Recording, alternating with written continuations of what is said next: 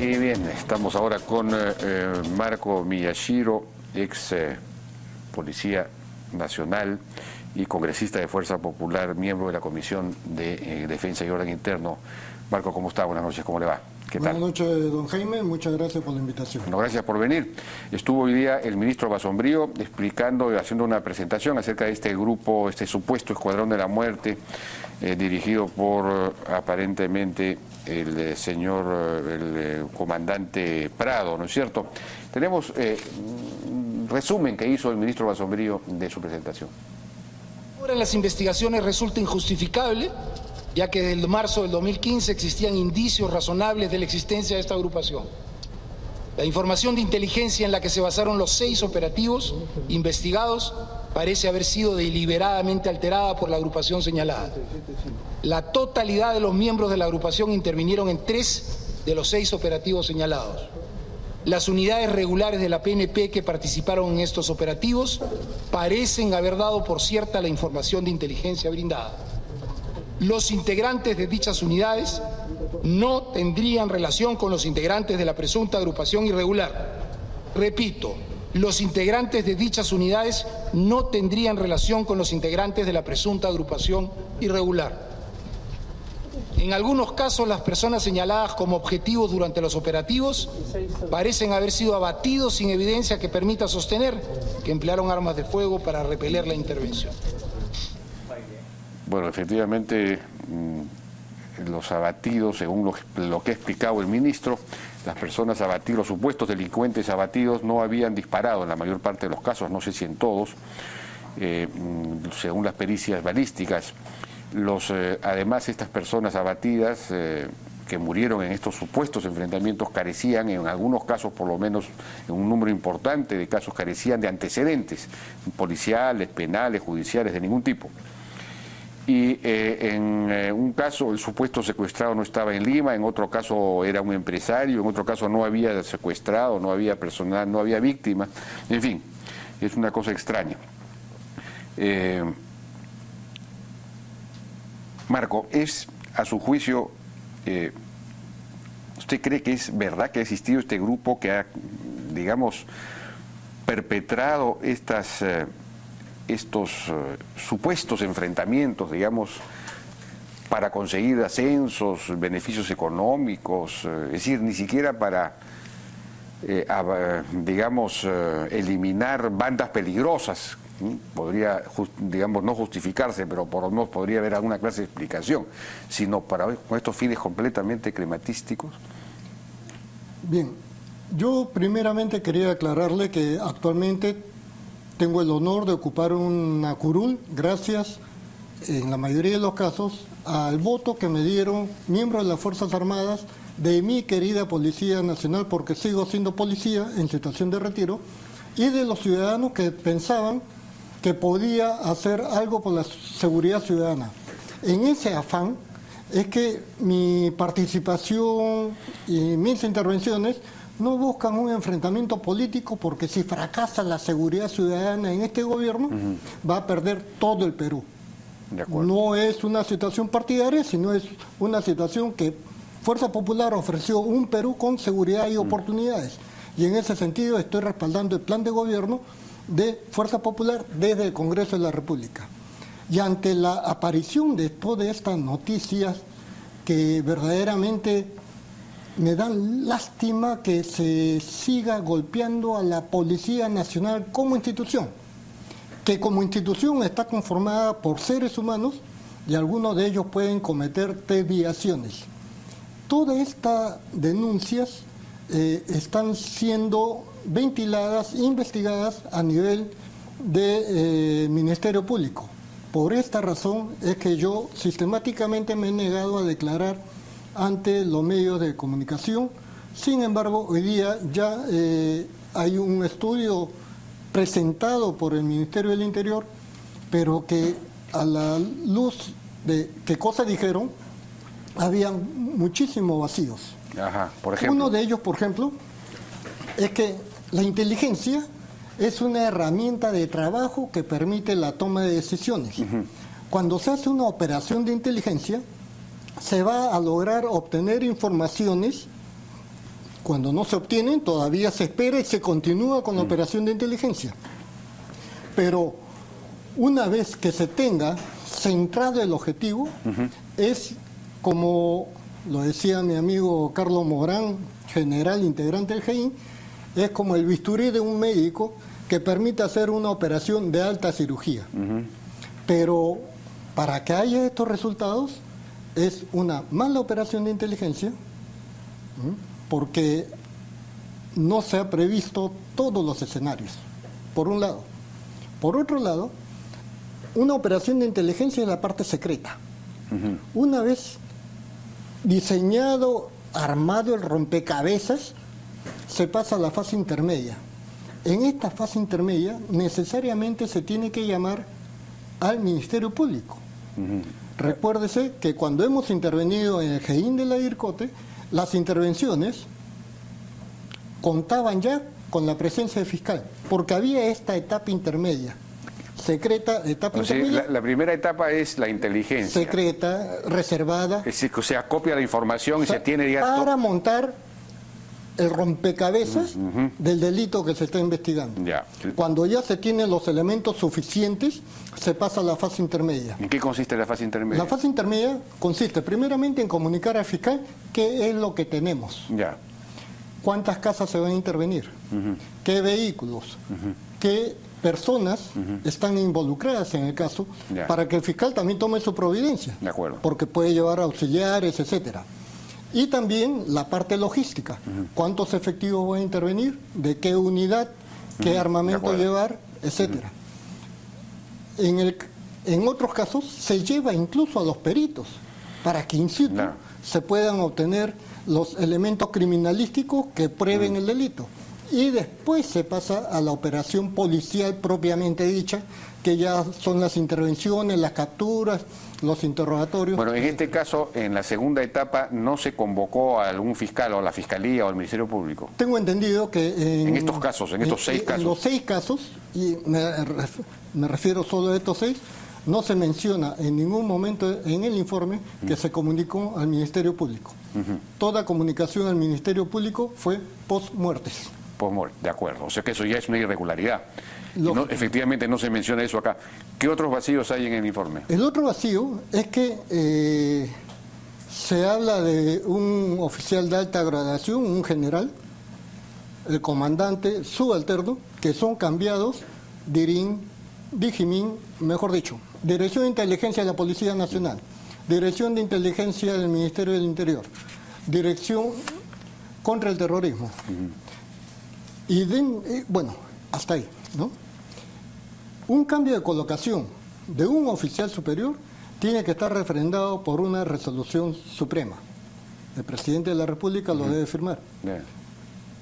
Lo debe saber el director general, por lo menos, y autorizado. Entre 2 generales de unidades operativas no se pueden poner de acuerdo para transferir a una persona. Tiene que haber intervenido el director general. En ningún momento en el informe se menciona a los directores generales. De acuerdo. Luego, para poder operar, estando asignados en la DIRCOTE, por ejemplo, y operar en Chiclayo, operar en Chincha, en otros lugares, se requiere toda una serie de trámites que no se han seguido. Quiere decir que han gozado de una autonomía no normal, anormal, en la policía. Bueno, lo que sí dijo el ministro es que en la DIRCOTE, cuando este grupo estuvo en la DIRCOTE, fundó en julio del 2013 el Grupo Especial de Inteligencia contra el Crimen Organizado, GEICO. Contra el crimen organizado, no contra el terrorismo, sino contra el crimen organizado. Es una cosa ya más o menos irregular, o por lo menos no es congruente, ¿no?, con el lugar en donde están. Ahora, desde ahí parece que han hecho otras acciones que no han tenido tiempo de investigarlas. Esas sí parecerían ser contrabandas reales, ¿no? Los sanguinarios, los norteños, los sicarios, los sureños, no sé. Usted sabe que gran parte de mi carrera la he hecho en esa prestigiosa unidad policial que es la Dirección contra el Terrorismo. Y más lástima, pena y vergüenza ajena me causa que hayan utilizado a la División contra el Terrorismo Internacional, que es una unidad sumamente técnica y que está tratando de detectar los riesgos potenciales que puede traer al Perú el terrorismo internacional. Y se ha tocado a esta unidad altamente especializada para hacer este grupo de inteligencia y operar fuera del contexto de lo que es terrorismo. Mire, el crimen organizado yo lo justificaría en Hebrain. ¿Por qué? Porque en Hebrain hay tráfico de madera, hay tráfico de combustible, hay vehículos robados, hay tráfico de insumos, hay tráfico de drogas, más el terrorismo. Claro. Pero operar fuera de esta área Claro. ya llama la atención porque a injertos, a secuestradores, no juega con el delito de terrorismo. Así es. Para eso hay otras unidades propias de la investigación criminal. Ahora, el informe menciona que la revista Caretas, en el 12 de diciembre del 2013, digamos, indica a Iván Vega Loncharich, quien fue viceministro de Defensa, antes había sido viceministro de Orden Interno también. La revista de alguna manera lo considera como responsable o promotor del denominado grupo GEICO, ¿no? Este grupo de lucha contra el crimen organizado en la DIRCOTE. Es decir, Iván Vega, que era un hombre de confianza, hecho sea de paso, de Palacio de Gobierno, ¿no? Y es que armó este grupo que se llamaba Lobo, este grupo que se supone que combatió en fin, y realizó una serie de operaciones en el Braen precisamente. Él habría sido el promotor o el responsable de la formación de este grupo. ¿Qué información tiene usted sobre esto? La información la podría proporcionar y la ha proporcionado a medios de prensa el señor general de división del Ejército Longa. Él afirma en unas entrevistas periodísticas que no tiene pruebas para demostrarlo, pero tiene su testimonio personal porque él escuchó de Iván Vega, quien le afirmaba cuánta plata necesita para combatir el terrorismo de Hebrain, porque yo estoy bajo el padrinazgo madrinazgo de Nadine Heredia. Y lo dijo textualmente, Nadine Heredia, no como usted, que ha querido ser más suave, como buen periodista que es, hablando de Palacio de Gobierno. Pero fue Nadine Heredia la que mantuvo en el poder a Iván Vega. Ahora, cuando surge el escándalo de Óscar López Meneses el año 2014, motiva la renuncia del ministro Pedraza. A su vez, Iván Vega deja de ser viceministro de Orden Interno y pasa al Ministerio de Defensa. Y continúa con las operaciones en Hebrain.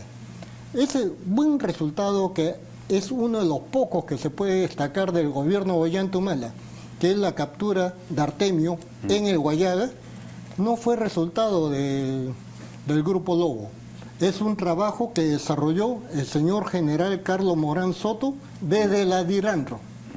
Y fue la Dirección Antidrogas, ya que con el apoyo internacional había un combate directo contra los llamados narcoterroristas. No, y ahí se logra la captura del dirigente terrorista Artemio. Pero la Brigada Lobo digamos, realizó operaciones fundamentalmente en el Braen y tuvo 2 o 3 éxitos importantes también, ¿no? Perdón, esa fue una mala costumbre del montesinismo, que los éxitos de otras unidades, yo le estoy poniendo el caso de la IRANRO, eran asumidos por el que tenía el poder político o el manejo de los medios de prensa. De acuerdo. Bueno, pero... Otro vacío. ¿Ah? Hay más vacíos. Hay más vacíos, a ver. Sí. El otro vacío es que el ministro Pedraza, por ejemplo, en donde comienza la actuación irregular de estos malos policías, que está en proceso de investigación, hago mal en afirmarlo, ¿no? Al renunciar por el escándalo de Óscar López Meneses, pasa a ser asesor presidencial hasta el último día de gobierno. Por lo tanto, conocía y sabía de toda esta influencia que tenía este pequeño grupo. Hay una situación otro vacío, que cuando el primer coronel de inspectoría realiza la investigación, en el lapso de 2 semanas ya está denunciando ante la Fiscalía para que se esclarezcan los hechos, porque había presunción de delitos. Pero luego, cuando viene la parte administrativa y disciplinaria, lo sacan a ese señor coronel y ponen a Vázquez, Bergamino Vázquez creo que se llama, quien fue conocido por medio de prensa por la sustracción de gasolina cuando era comandante. Pero a pesar de haberse descubierto esa irregularidad, ese mismo año fue ascendido a coronel. ¿Y él no trabajó en Palacio de Gobierno, este coronel Vázquez? Ahí fue donde se sustraía el combustible. Y el otro caso es del mencionado general, que cuando era coronel también se descubrió que se sustraía gasolina y fue ascendido a general. ¿El general qué? ¿Álvarez? Álvarez. Pero usted dijo en la comisión que Iván Vega declaró a Caretas que Humala le encargó seguir al frente de la Brigada Lobo y del Grupo Especial de Inteligencia GEICO. Sí, porque cada vez que había un escándalo, llámese agendas, llámese cualquier situación que implicaba a la pareja presidencial, salía uno de estos casos. Era una fábrica, políticamente, era una fábrica de cortina de humo. Ajá, pero entonces ¿es verdad o no es verdad que Iván Vega le declara a Caretas que el presidente Humala le había encargado seguir al frente en buena cuenta de la Brigada Lobo y del GEICO y de este grupo? Sí, esa no es mi declaración, es la declaración que ha dado el señor ministro con relación a las entrevistas sostenidas con el periodista de Caretas. Ajá, que el periodista de Caretas le confirma. Le confirma esa situación. O sea que aquí podría, usted diría que podría haber una, digamos, si esto es verdad, habría, digamos, una línea que lleva hasta Palacio de Gobierno. Es decir, este grupo GEICO, de alguna manera, a través de Iván Vega, digamos, esa es una situación muy preocupante. Esa es la exigencia que le estamos haciendo al ministro del Interior, que la investigación administrativa no se limite hacia los subalternos o a las unidades policiales, que vean hacia arriba, porque hacia arriba está el problema. Recuérdese que a menos de 80 metros de la casa de Óscar López Meneses vive también Iván Vega. Ajá, o sea que podría haber una relación también por ese lado. En una esquina vive Óscar López Meneses, en la otra esquina quedaba el nido, donde estudiaba el hijo de Ollanta Humala con el hijo de Óscar López Meneses. Bueno, ¿usted cree que la decisión que ha adoptado el ministro Basombrío de, en fin, tomar por las astas este asunto y convocar a esta comisión que hizo este informe, en fin, sacar a la luz el tema, le puede traer contratiempos o anticuerpos en la policía? Hoy día se ha difundido un video donde el señor ministro está hablando al personal de la SWAT y lo ha declarado también ante la comisión que quiere llegar al meollo del asunto y no a aquel personal que de una u otra manera este grupo los implicó. Por eso es que cuando se habla de Escuadrón de la Muerte yo no estoy de acuerdo. No estoy de acuerdo porque no se trata pues de un batallón 89 personas, 97 a la final. No, se han reducido a 9, Como promotores de esta posible falsificación de escenarios criminales. ¿Pero usted cree que esa información, es que efectivamente este grupo falsificaba? Según todos los informes, y en cada una de las páginas del informe del señor ministro Basombrío, así es. Bueno, Marco Miyashiro, muchísimas gracias por su participación. Gracias a usted, siempre tan gentil.